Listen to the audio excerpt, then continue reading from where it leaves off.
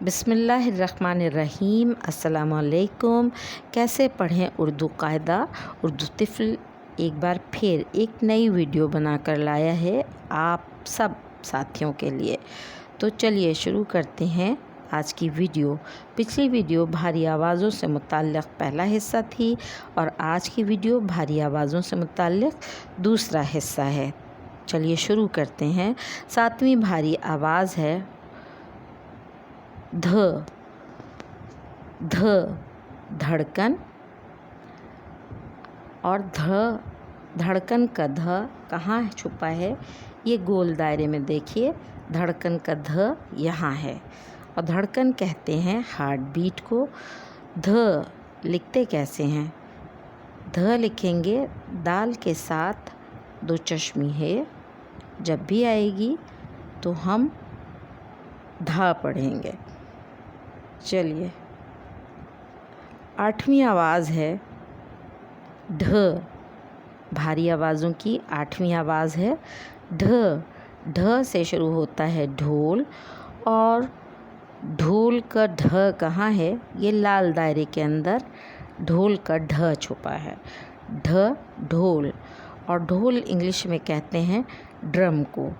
ढ लिखेंगे कैसे? डाल और दो चश्मी है। जब भी एक साथ लिखेंगे ये दो आवाज़ें नहीं, हमेशा एक आवाज़ बनकर पढ़ा जाएगा, यानी ढ। ढ ढोल। चलिए आगे चलते हैं। र। आज की नवीं भारी आवाज़ र। ये है रे, दो चश्मी है मिलाया तो र। और र कहाँ है? 13वां के दरमियान में र है। ये रे दो चश्मी है और यहाँ गुलाबी दायरे में आपको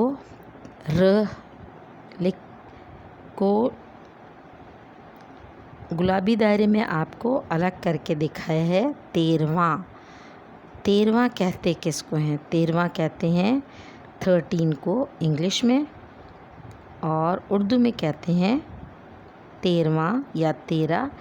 ये इस तरीके से लिखते हैं 1 और 3, और इंग्लिश में 1 और 3 इस तरीके से लिखते हैं। र 13वां। र लिखेंगे कैसे? रे के साथ दो चश्मी है 13वां। चलिए आगे चलते हैं। 10वीं भारी आवाज़ है ड़।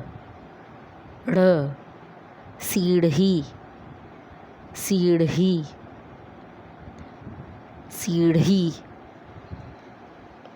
सीढ़ी किसको कहते हैं?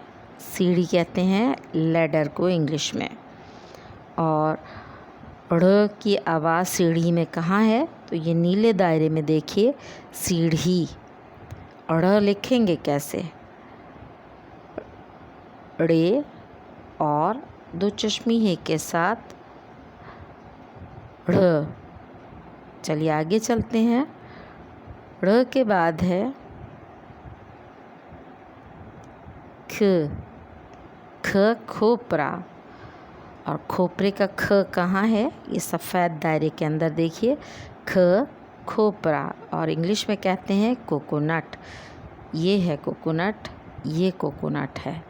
और ख लिखेंगे कैसे? तो ख को हम आधी काफ और दो चश्मी है के साथ लिखेंगे। ख खोपरा, आधी काफ, और जब दो चश्मी है जोड़ेंगे तो ख बन जाएगा। तो चलिए आगे चलते हैं। आज की 12वीं आवाज़ है घ। घ कहते हैं, घ से होता है घटा। घटा, और घटा में घ कहाँ है? तो ये नीले दायरे के अंदर देखिए घटा, और घटा इंग्लिश में कहते हैं क्लाउडीनेस को। जब बहुत सारे बादल जमा हो जाते हैं उसको हम कहते हैं घटा। और घ लिखते कैसे हैं? ठीक काफ की तरह, काफ दो चश्मी है, काफ की डंडी एक होती है और गाफ की डंडी दो होती हैं। घ घटा, और घ के बाद आज की 13वीं आवाज़, 13वीं भारी आवाज़ है ल। ल चूल्हा, चूल्हा। ल चूल्हे में कहाँ है भला, ये देखिए इस दायरे के अंदर ल है। चूल्हा, चूल्हा हम इंग्लिश में कहते हैं ओवन या स्टोव को। और ल लिखते कैसे हैं, तो ये यहाँ पर लाम, आधा लाम और दो चश्मी है जब लिखेंगे तो ल बनेगा, चूल्हा।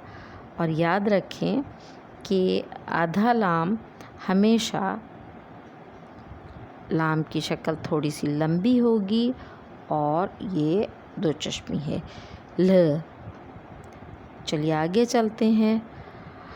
आज की 14वीं भारी आवाज़ का नंबर, आज अब की भारी आवाज़ है 14वीं भारी आवाज़ है कौन सी भला, म।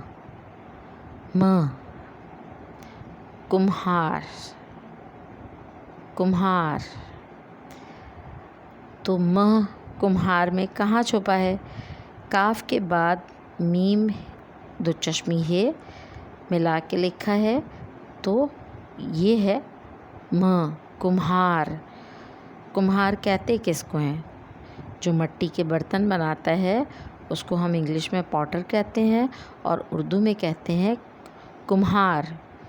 और म लिखते कैसे हैं, तो म जब भी हम लिखेंगे तो म कैसे लिखेंगे, मीम की आधी शक्ल और दो चश्मी है,